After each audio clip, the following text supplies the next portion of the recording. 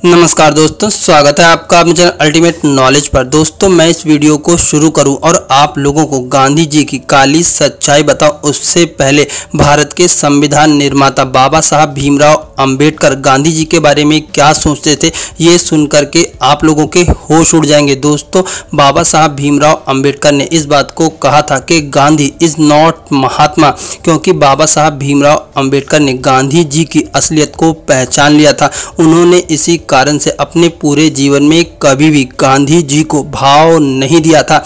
लेकिन कांग्रेस ने कभी भी बाबा साहब भीमराव अंबेडकर की बात का विरोध नहीं किया, क्योंकि वो इस बात को अच्छे से जानते थे कि बाबा साहब भीमराव अंबेडकर के पीछे एक बड़ा वोट बैंक है जो कि उनके कहे अनुसार काम करता है। लेकिन आज कांग्रेस गांधी के विचारों को इस तरह से प्रस्तुत करती है कि जैसे मानो गांधी ने भारत के अंदर ना जाने कितना बड़ा चमत्कार किया हो। लेकिन जब आप लोग गांधी के दोहरे चरित्र को जानेंगे तब आप लोगों के होश पूरी तरह से उड़ जाएंगे।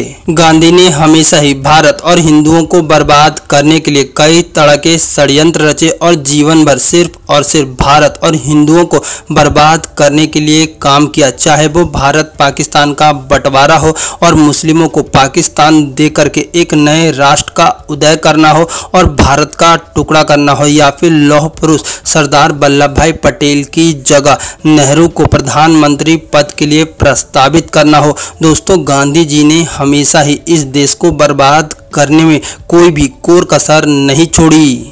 आज हमें स्कूल से लेकर के कॉलेज तक में गांधी और नेहरू के किस्से पढ़ाए जाते हैं जो कि पूरी तरह से काल्पनिक है और उनके अंदर 100% मिलावट की गई है। दोस्तों, गांधी और कांग्रेस ने भारत के अंदर से हर उस चीज को गायब कर दिया जो कि हिंदू और भारत के गौरव को बढ़ाती थी। यही कारण है कि हम लोग आज़ादी के बाद से अब तक आपस में ही लड़ रहे हैं और एक हिंदू दूसरे हिंदू का दुश्मन बन चुका है। दोस्तों, अगर हम लोग भारत के सच्चे इतिहास को जानना चाहते हैं तब हमें खुद से पढ़ना पड़ेगा, तब हमें स्कूल और कॉलेज की किताबों से अलग हो करके उन किताबों को छूना पड़ेगा जहां पर सच्चाई दफन है। दोस्तों, आप लोगों को इस बात का शुक्र मनाना चाहिए कि गोडसे ने गांधी को मार दिया। अगर गोडसे गांधी को नहीं मारता तो विश्वास मानिए आज हिंदू अपने ही देश में पूरी तरह से खत्म हो चुका होता और हिंदुओं की औकात उन्हीं के देश में दो कौड़ी की होती। आज हिंदू फिर से भारत के अंदर मुस्लिमों का गुलाम हो चुका होता और अपने ही देश में अपनी विरासत को अपनी आंखों के सामने मिटता हुआ देखता। गांधी जी के लिए वो कहावत पूरी तरह से सही बैठती है कि मुंह में राम राम और बगल में छुरी।